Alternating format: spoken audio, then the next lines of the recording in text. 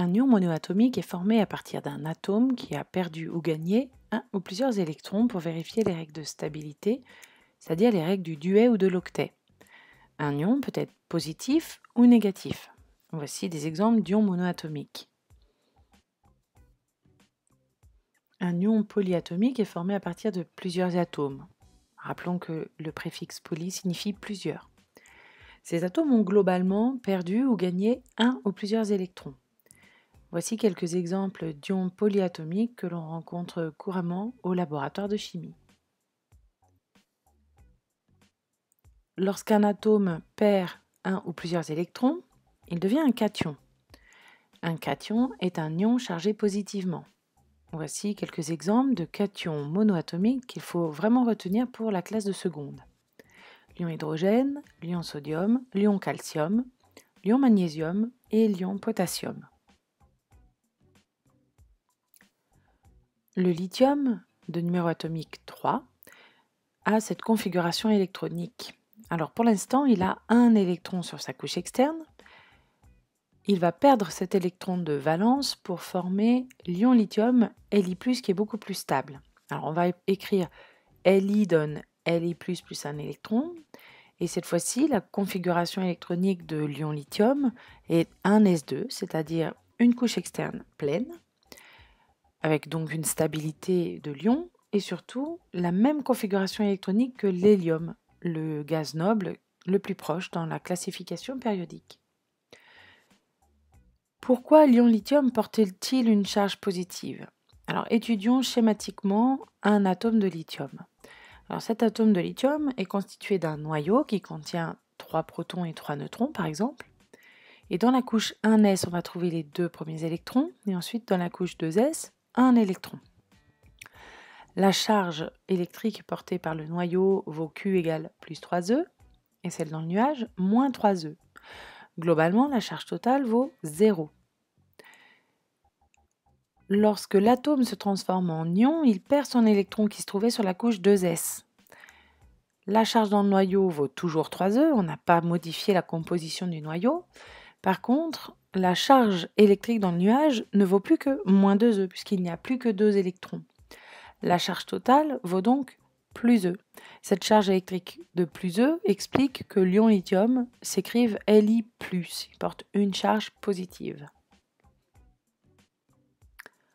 Même étude sur le magnésium, sa configuration électronique, la voici, avec 2 électrons dans la couche externe. Alors il perd ces 2 électrons de valence pour former l'ion magnésium, qui est beaucoup plus stable. Selon l'équation, Mg donne Mg2+, plus 2 électrons. Cette fois-ci, la configuration électronique est celle-ci, avec une couche de valence qui contient bien 8 électrons. C'est une couche pleine. L'ion magnésium est stable et il a la même configuration électronique que le néon. Lorsqu'un atome gagne un ou plusieurs électrons, il devient un anion. Un anion est un ion chargé négativement. Alors voici les exemples d'anions monoatomiques qu'il faut connaître en classe de seconde. Étudions par exemple le cas du fluor, numéro atomique 9. Voici sa configuration électronique. Il a 7 électrons dans la couche externe. Il va gagner un électron pour former l'ion fluorure et se stabiliser. Donc on va pouvoir écrire F plus un électron donne F-. La configuration électronique de l'ion fluorure est donc celle-ci, avec 8 électrons dans la couche externe. Maintenant, sa couche externe est pleine, il est saturé. L'ion est stable et il a la même configuration électronique que le néon, le gaz noble le plus proche dans la classification périodique. Dans son noyau, il y a 9 protons et 9 neutrons, par exemple. Dans la couche 1s, 2 électrons. Dans la couche 2s, 2 électrons aussi. Puis ensuite, dans la couche 2p, on trouve 5 électrons. Donc la charge dans le noyau, plus 9e, celle dans le nuage, moins 9e. Globalement, la charge électrique totale vaut 0. C'est un atome, il est électriquement neutre. Lorsqu'on va passer à l'ion fluorure, il va gagner un électron supplémentaire. Alors cette fois-ci, Une fois qu'il a gagné cet électron, la charge dans le noyau reste la même, 9e, mais la charge dans le nuage vaut moins 10e, puisqu'il y a un électron en plus. Donc la charge totale vaut moins E, si on additionne la charge dans le noyau et la charge dans le nuage. Ce qui permet d'écrire que l'ion fluorure a pour formule F-, ce petit moins indiquant que globalement l'ion est négatif. Autre exemple avec l'atome d'oxygène, voici sa configuration électronique avec 6 électrons dans la couche externe.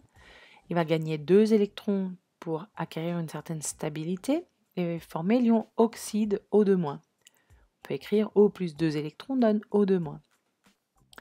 Voici la configuration électronique de l'ion oxyde avec cette fois-ci 8 électrons dans la couche externe qui est pleine. L'ion est stable et il a la même configuration électronique que le néon, le gaz noble le plus proche de lui dans la classification périodique.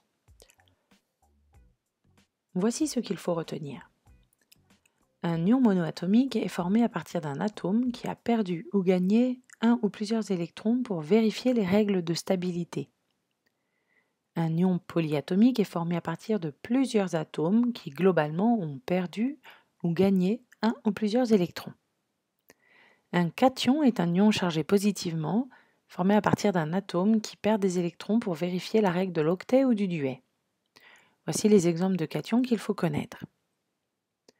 Un anion est un ion chargé négativement formé à partir d'un atome qui gagne des électrons pour vérifier la règle de l'octet ou du duet.